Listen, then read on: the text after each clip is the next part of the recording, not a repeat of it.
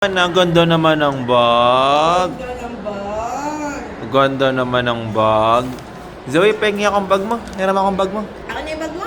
Ay, ayaw ibigay. Ano ulit? Ako na. Si mami naman bumili niyan eh. Hindi pala si daddy pala.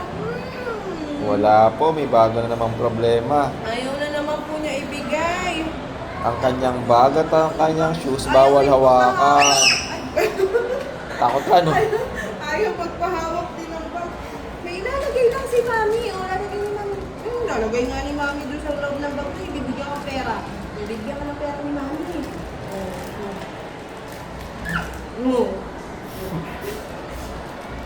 Inuwi niya po yung bag. Hindi man lang po na papashare na ano, Hindi na pa cashier. nakasokbit mismo sa bag sa cashier. Ayaw ibigay sa cashier. Hindi na Hindi na namin kukunin, hindi namin kukunin.